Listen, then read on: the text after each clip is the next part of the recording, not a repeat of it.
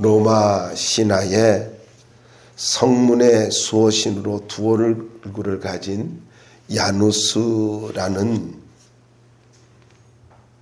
그 신이 있는데, 이 야누스에서 제뉴얼이 1월이라고 하는 말이 파생되었습니다. 1월, 이 야누스의 두 얼굴처럼 행복과 불행, 희망과 절망, 생명과 죽음, 서로 다른 두 가능성을 우리에게 제시하고 있습니다. 그런데 신명기 30장 15절을 보면은 이런 말씀이 있어요. 보라, 내가 오늘 생명과 복과 사망과 화를 내 앞에 두었나니. 여러분, 하나님께서 두 가능성을 말씀하고 있습니다. 애굽에서 이스라엘 백성들은 노예이기 때문에 스스로 뭔가 선택할 수 있는 권리가 없었어요. 그런데 하나님께서 그들을 출애굽을 시켜주셔가지고 가나안 땅에 들어가게 하신 것은 이제는 자유인으로서 하나님의 백성으로서 무엇이든지 믿음으로 선택하고 스스로 선택하며 살 수 있도록 만들어 주셨습니다. 예수를 안 믿어도 우리는 선택하며 삽니다. 예수를 믿어도 우리는 선택하며 삽니다. 근데 선택의 가치가 다른 거예요. 한번 보세요. 여러분, 선택이라는 말이 무엇을 의미해요? 그거는 나에게 최고의 가치다, 이런 의미예요. 그래서 선택은 가치입니다. 자기 삶을 선택할 수 있도록 이렇게 만들어 주셨는데, 그러면 물어보자고요. 새로운 시간이 주어지면 잘 선택할까요? 어때요? 새로운 장소가 주어지면 잘 선택할 수 있을 것 같아요? 여러분, 새로운 시간도 새로운 장소도 아니라 선택은 가치의 문제입니다. 자꾸 우리는 핑계를 대요. 이유를 찾아요. 내 조건이 좋지 않아서, 장소가 좋지 않아서, 사람들 때문에 어쩔 수 없어서, 뭐 이렇게 이야기를 합니다마는, 여러분, 아무리 새로운 날이 1000만 번 열린다 할지라도 선택은 나의 몫입니다. 선택은 나의 몫이에요. 아파도 예배를 드리느냐 안 드리느냐, 그건 나의 선택이에요. 어려워도 예배를 드리느냐 안 드리느냐, 이건 나의 선택이에요. 예배로 이야기해서 좀 부담이 될 수 있겠죠. 인생의 여러분의 모든 것들은요, 여러분의 가치가 있으면, 거기에 가치가 부여되어지면은 우리는 그걸 선택하며 살아가는 거예요. 그래서 어쩔 수 없었다라는 변명을 늘어놓는 비겁자가 되지는 마십시오. 누구 때문이었다라고 말하지는 마십시오. 하나님께서 분명히 다 알고 있습니다. 네가 할 수 있었어 라고 한다면은 할 말이 없잖아요. 여러분, 자꾸 우리는 새로운 날을 이야기합니다. 조건을 이야기합니다. 그러나 아닙니다. 선택은 나의 몫입니다. 핑계가 아닙니다.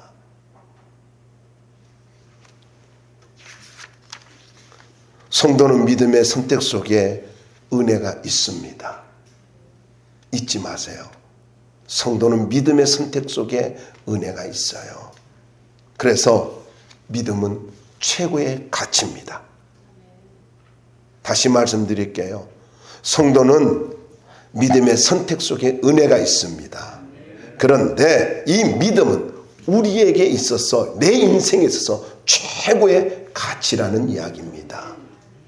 이걸 잊지 말아야 돼요. 본문 내용 설명하지 않을게요. 자, 선택의 의미를 한번 보자고요. 14절로부터 18절 말씀을 통해서 선택의 의미가 있는데 네 가지로 먼저 좀 생각해 보길 원해요. 14절 보면은 한번 14절 같이 읽어볼까요? 시작. 그들이 소리를 높여 다시 울더니 오르바는 그의 시어머니에게 입맞추되 룻은 그를 붙잡더라. 자, 여러분, 나오미가 배려를 해줍니다. 이게 성숙한 자의 모습 아니에요? 성숙한 자는 남을 배려합니다. 자기 중심이 아니에요. 미숙한 자는 자기 중심으로 생각해요. 그래서 자꾸 마음이 상해요. 그런데 성숙한 자는 아무리 어려워도 남을 배려합니다. 부모가 자식을 배려하듯이 성숙한 자는 배려하는 자의 삶을 사는 사람입니다. 그래서 이 나오미의 배려로 인하여서 오르바는 그래 그 말을 듣고 그럼 난 돌아가리라 하고는요 모압으로 작별 인사를 하고 돌아갑니다. 그런데 여러분, 이 아쉬운 이별은 영원한 이별이 되었고 축복의 갈림길이 되었습니다. 너무 미미한 선택이잖아요.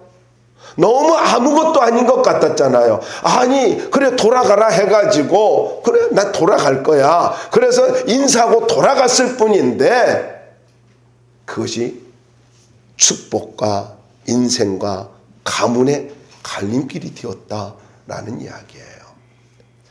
특별히 디모데후서 4장 10절에 보면은 대만은 이 세상을 사랑하여 나를 버리고 데살로니가로 갔고라는 말씀이 나와요.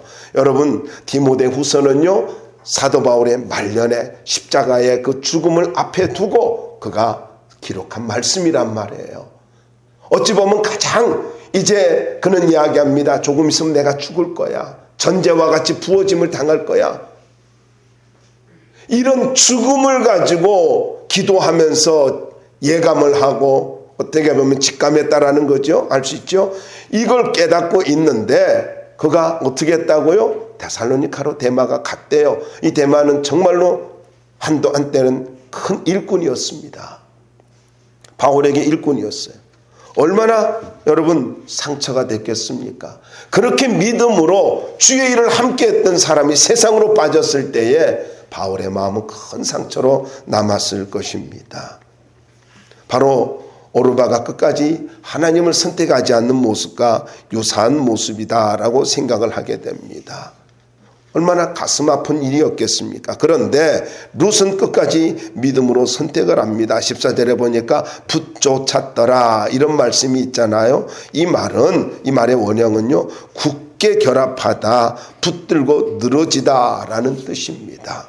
여러분, 이 말을 조금 더 설명한다면 두 개의 물체가 물리적으로 달라붙어서 떨어지지 않는 아주 친밀한 상태를 이야기합니다. 친밀한 상태. 이 말이 주로 사용되어질 때는 남녀가 결혼을 하였을 때 이 단어가 사용되어지고 하나님과 성도의 관계가 아름다울 때에 이 단어가 사용되어집니다. 특별히 시편 63편에 나오고 있습니다. 하나님의 주권적 은혜에 대한 응답으로서 충성을 요구할 때도 야 이제는 네가 나에게 좀 충성을 해봐 라고 이렇게 요구할 때도 이 단어가 신명기 10장에 사용되어지고 있습니다.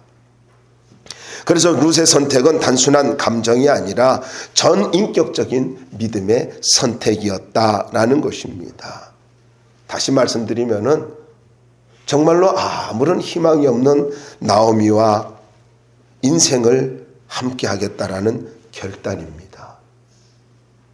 실용주의 선택으로 본다면 어리석은 선택이죠.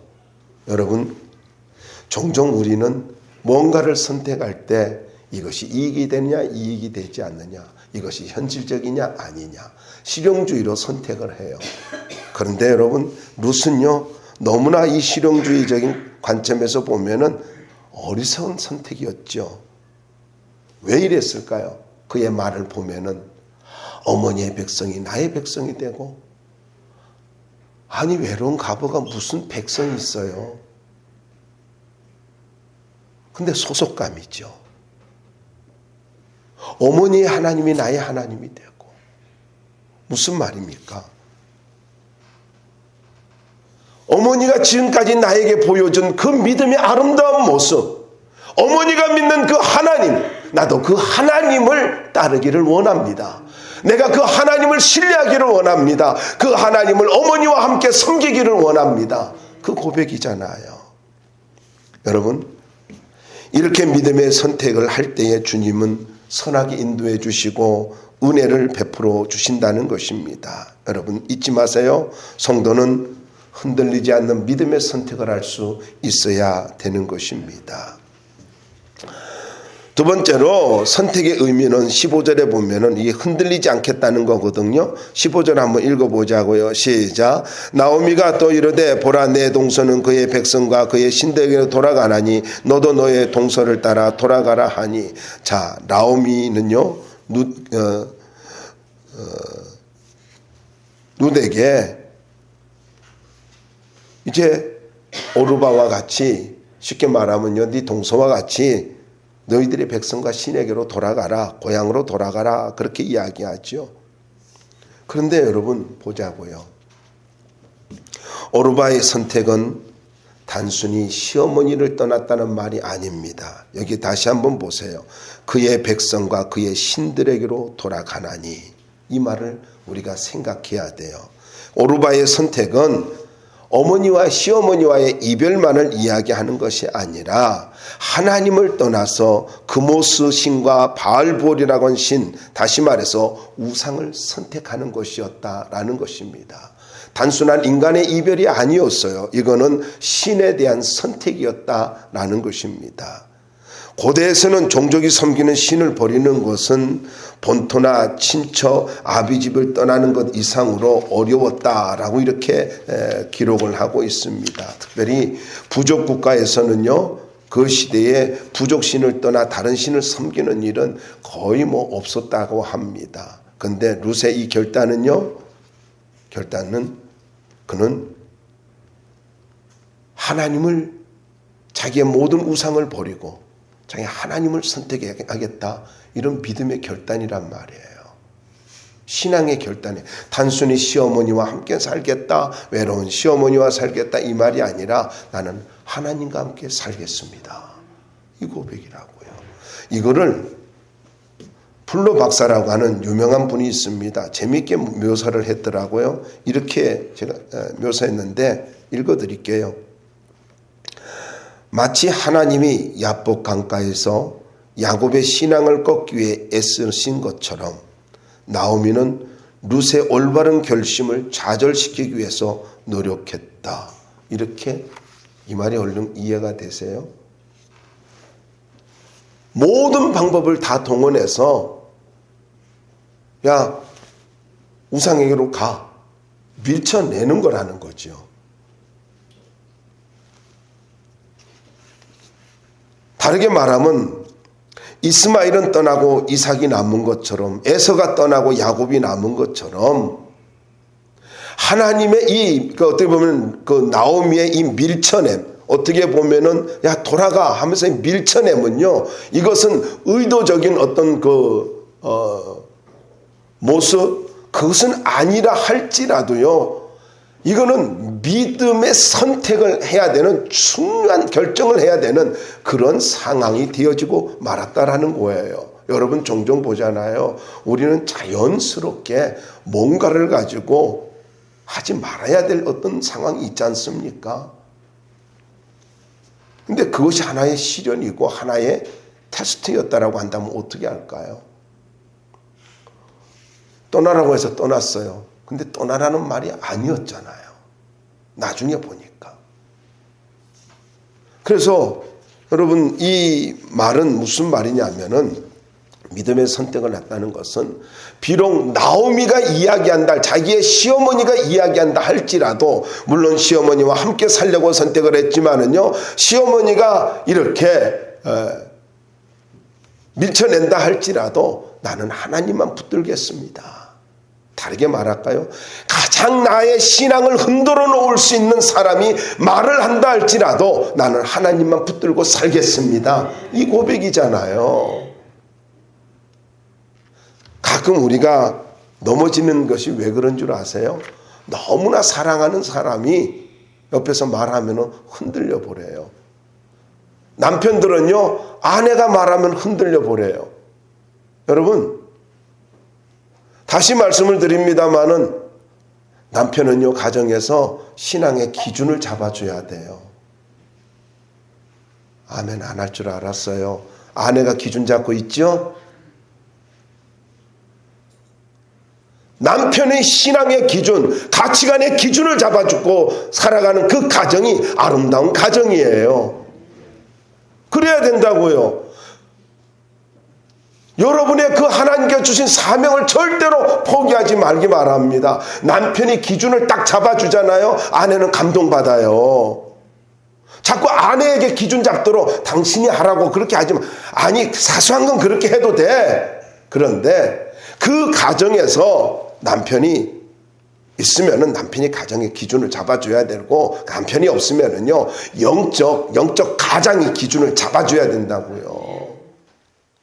자꾸 흔들리는 그런 삶은 살면 안 되는 거예요.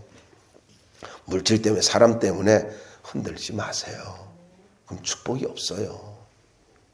세 번째로 16절 말씀을 보면은 선택은 최고의 하나님만 섬기겠다는 것입니다. 여기 16절에 보니까 강권하다라는 말이 나오잖아요. 이 말의 원형은요, 압력을 가하거나 심하게 재촉하는 것을 말합니다. 그러니까 더 이상 나를 강권하지 말라는 거예요.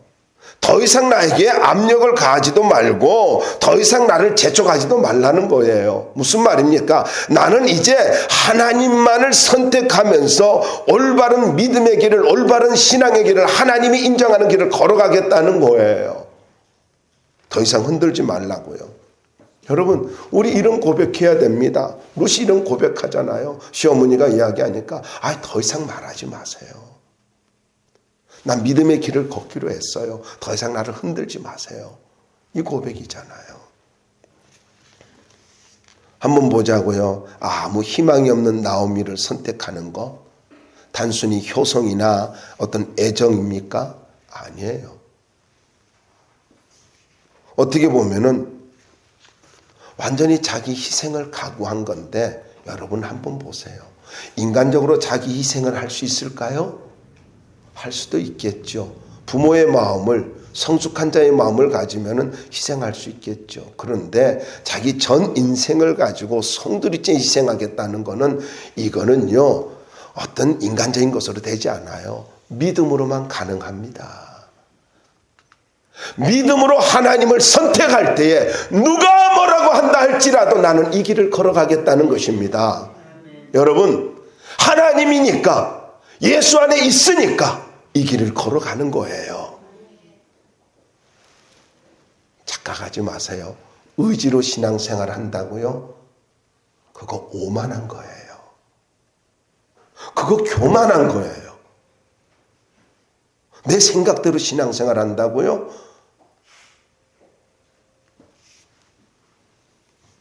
절대로 그러지 마세요. 그 위험천만한 일입니다. 위험천만한 일이에요.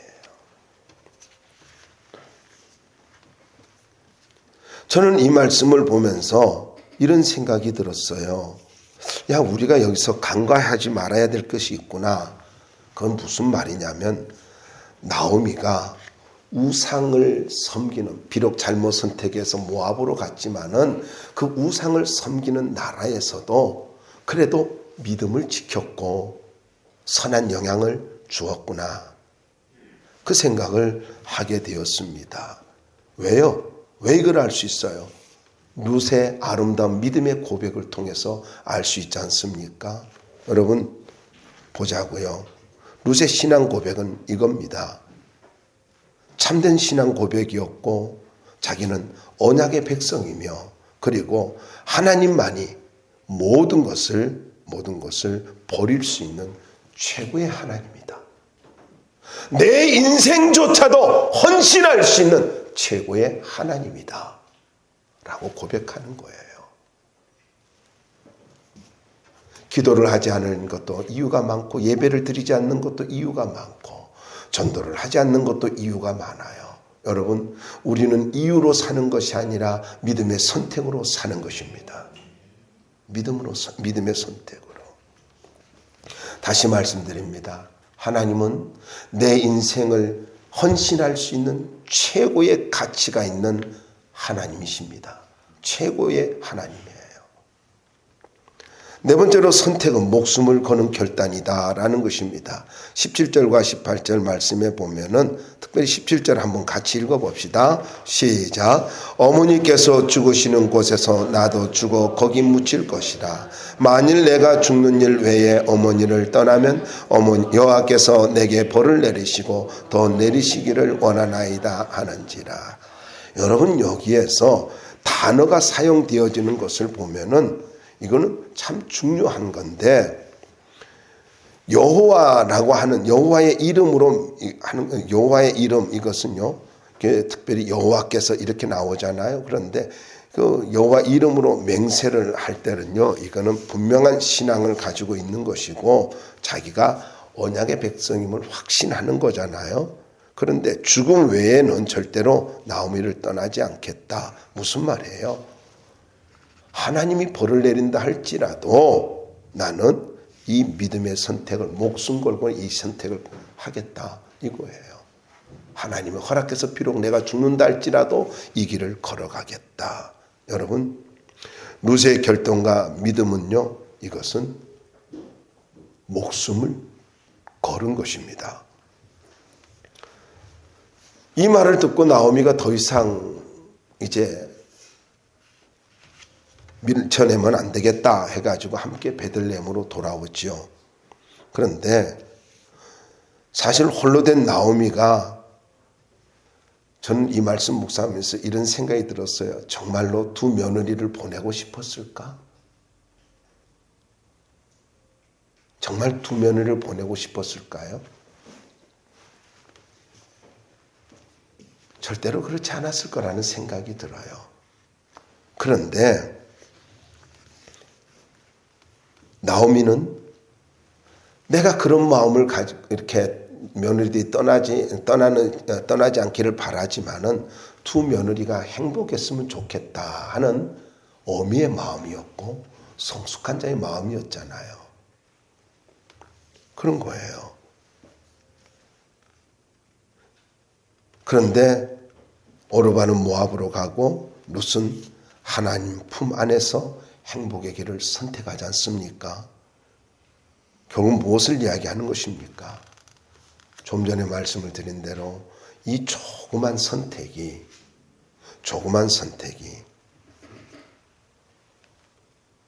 인생을 결정했다라는 거예요. 봐봐요. 설명해 드릴게요. 이 선택으로 말미암아 오르바는 역사 속에서 사라집니다. 성경 어디에도 나오질 않아요. 그러나 룻은 메시아의 조상이 됩니다. 너무 작은 선택 아니었습니까? 너무 하찮은 선택 아니었습니까? 근데 한 사람은 하나님 앞에서 잊혀진 인생이 되고, 한 사람은 역사 속에 메시아의 조상으로 찬란하게 빛나는 인생이 되어집니다. 여러분, 감정의 선택이 아닙니다. 이성의 선택이 아닙니다. 오직 믿음의 선택일 때 하나님 그 인생을 가치 있게 존귀하게 만들어 주십니다. 여러분, 믿음으로 도전드립니다. 감정으로 생각하지 마세요. 합리적인 이성으로 생각하지 마세요. 누가 뭐라 한다 할지라도 나는 믿음의 선택을 하면서 걸어갈 수 있기를 바랍니다. 거기에 하나님의 축복이 있고, 거기에 하나님의 위로가 있고, 거기에 하나님의 은혜가 있습니다. 하나님, 나 힘든 가운데도 이 선택을 했어요. 하나님, 너무 괴로운 가운데도 이 선택을 했어요. 아시지요? 내 괴로운 마음, 나의 아픈 마음 아시지요? 그런데 이것이 믿음의 길인데 이 길을 걸어갑니다. 이게 주님이 기뻐하는 길이기에 십자가의 길을 걸어갑니다. 하고 걸어갈 때 하나님의 은혜가 예배가 하나님의 축복이 있다는 것입니다. 여러분, 믿음의 선택만이 내 인생을 보상해 줄 수 있는 하나님의 위로가 있습니다. 이걸 잊지 말아요.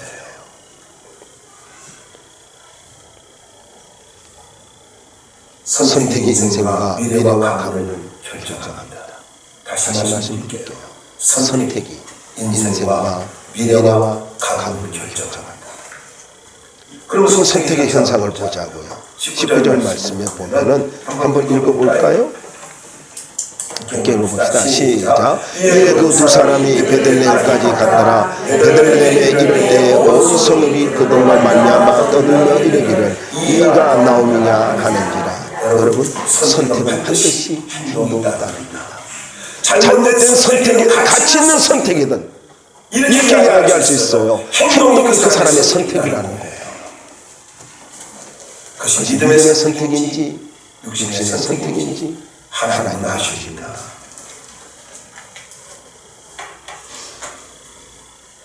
이제 나오미와 룻이 베들레헴으로 돌아오지요. 꿈과 행복을 찾아 떠났던 나오미는 모압에서 모든 것을 다 잃어버리고 베들레헴으로 돌아옵니다.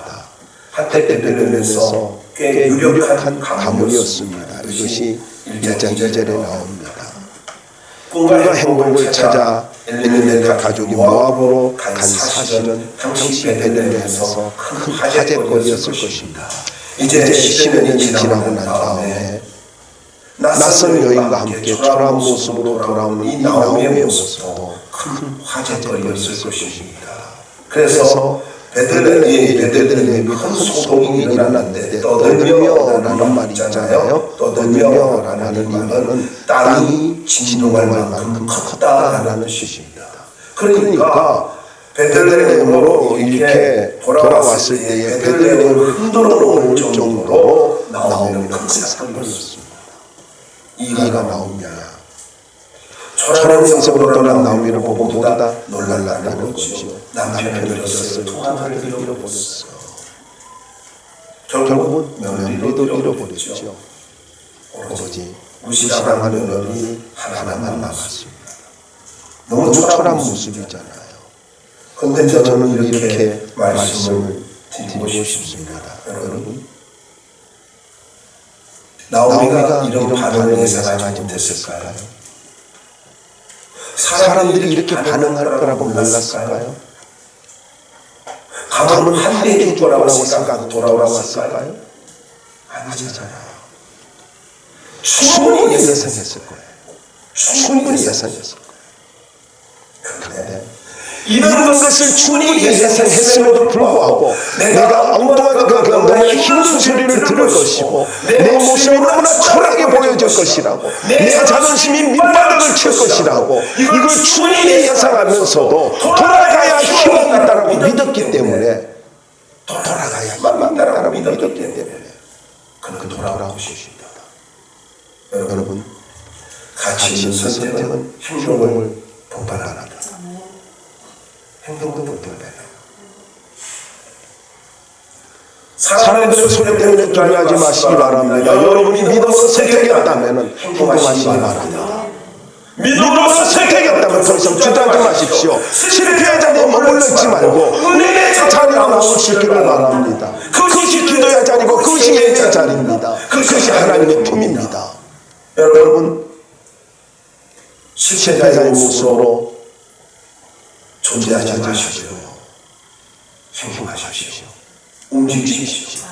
여러분의 가치가 무엇인가를 안다면 그것을 선택하십시오. 그리고 그 길을 걸어가시기 바랍니다. 그 길 끝에는 하나님의 위로가 있습니다. 그 길 끝에는 하나님의 보상이 있습니다. 다시 말씀드린다면 이렇습니다. 행동은 선택이고 선택은 행동이며 가치입니다. 사람들의 말에 주저하지 말고 행동할 수 있기를 바랍니다. 적어도 여러분들이 믿음으로 무엇이 가치 있는 것이라고 깨닫는다면 그걸 선택하시고 행동할 수 있기를 바랍니다. 더 나아가서 가치 있는 선택은 축복을 보게 만듭니다. 20절로부터 22절 말씀이 있는데 거기에 20절 한번 읽어볼까요? 시작. 나오미가 그들에게 이르되 나를 나오미라 부르지 말고 나를 마라라 부르라. 이는 전쟁자가 나를 심히 괴롭게 하셨음이라고. 여러분, 나오미와 룻이 가치 있는 선택을 했기 때문에 사람들의 말이 두려워하지 않았어요. 그래서 나오미가 이렇게 말합니다. 나를 나오미라 부르지 말고 마라라 부르라. 나 그런 사람 아니야. 나 실패자였어. 나오미라는 뜻이 뭐예요? 나의 기쁨, 감미로운 자, 은혜로운 자, 사랑스러운 자, 이런 뜻이거든요. 아마 태어났을 때 그렇게 이뻤던가 봐요. 아니면 부모가 특별히 사랑했던가. 그런데 뭐라고 말을 하고 있습니까? 나를 바라라. 자기 스스로 자기의 닉네임을 만듭니다. 나라가 뭐예요? 괴로움, 쓰라림, 씀, 이런 뜻이거든요. 그런데 뭐라고 말하냐면 전능자가 이런 말을 해요.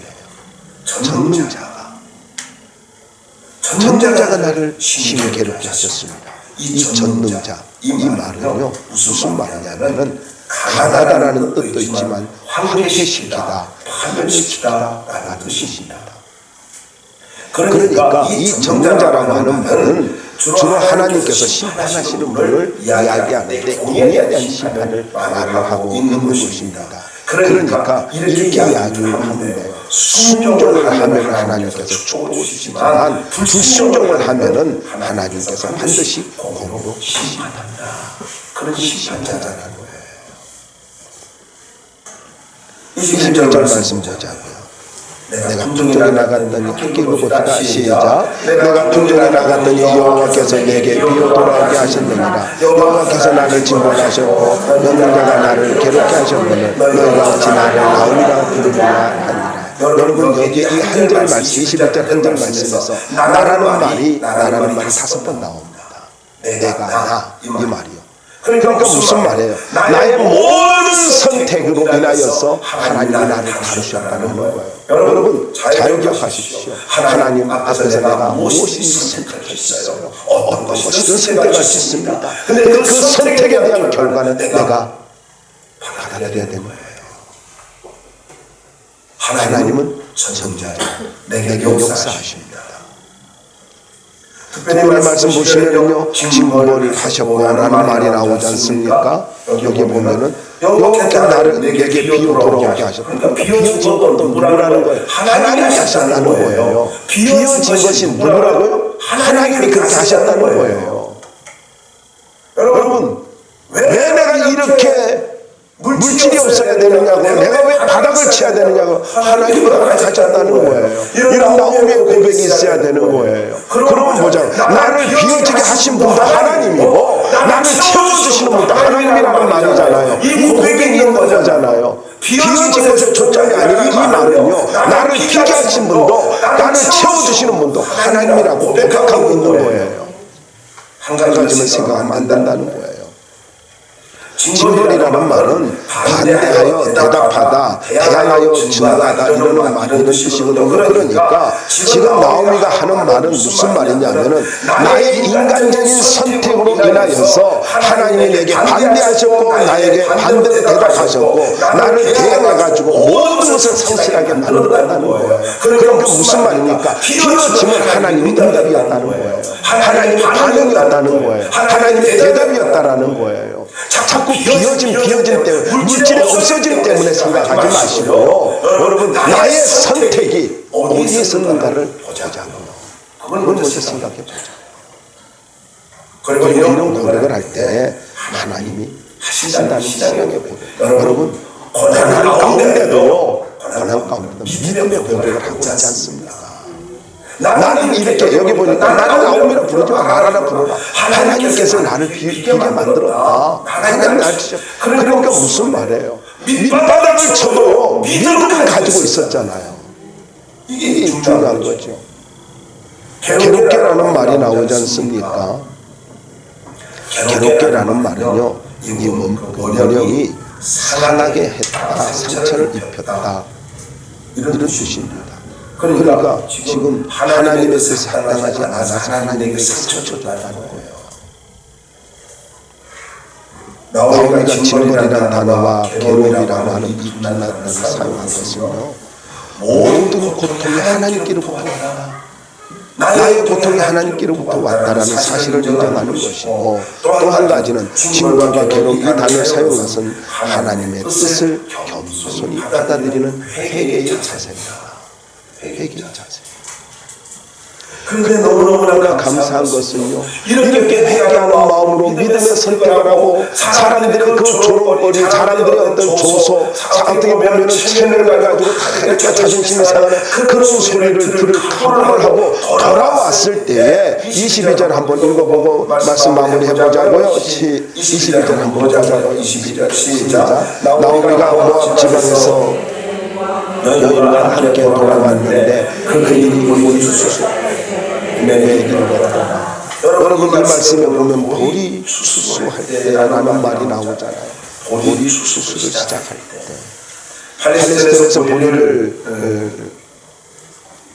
수수를 할 때는요, 이때는 언제냐면은 가을에 파종해가지고 봄에 수수하거든요. 그래서 이때가 지금 어떤 때냐면 지금 봄이라는 거예요. 봄에 보리 수확을 할 때인데 천년배를 그렇게 거둬들여서 하나님 앞에 드리는 초실절이 있어요. 이때 왔다는 거예요. 하나님 앞에 예배드리는 날, 하나님 앞에 감사하는 날, 그때 돌아왔다라는 것입니다. 근데 저는 이거를 좀 더 생각해 보기를 원하는 게 뭐냐면은, 아무리 보리를 수수해도 자기 거 아니잖아요. 자기 거 아니잖아요. 그런데 이걸 보게 하셨어요. 돌아왔는데 황금 들녘을 보게 만들어요. 축복의 들녘을 보게 만들어요. 무슨 말입니까? 여러분, 내가 믿음의 선택을 할 때 현실은 초라하고 현실은 이제 자존심이 구겨지고 현실은 바닥을 친다 할지라도 하나님이 내게 보여주시는 것이 있습니다. 그것이 너희 미래라는 거예요. 그것이 너희 인생이라는 거예요. 그러므로 여러분, 하나님이 여러분에게 보여주는 것을 잘 볼 수 있기를 바랍니다. 종종 우리가 하나님이 보여주실 때 뭐라 그래요? 저 사람들은 좋겠다. 그럽니다. 아니 저 사람들은 좋겠다. 하나님이 저 축복을 보게 한 것은 나에게도 그 축복을 주실 거라는 약속을 보여주시는 건데, 여러분, 사람들의 축복을 보는 것이 당신이 보는 거라고요? 그래서 부러움을 가지라는 거예요. 하나님이 여러분에게 부러움 가지라고 하는 것도 아니에요. 네가 돌아왔기 때문에, 네가 믿음의 선택을 했기 때문에 내가 이렇게 네가 보는 대로 복을 누리며 살게 할 거야. 그걸 보여주는 거잖아요. 그래서 여러분 보는 것은 하나님의 메시지다. 하나님의 모습이에요.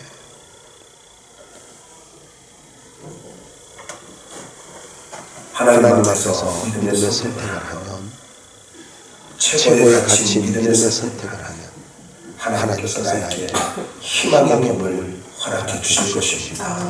인생의 희망의 몸을 여러분에게 안겨주실 것입니다. 잊지 마세요. 돌아와야 은혜가 있습니다. 믿음의 자리로 돌아와야, 은혜의 자리로 돌아와야, 하나님의 축복이 속에 있는 자리로 돌아와야 은혜가, 하나님의 위로가 있습니다.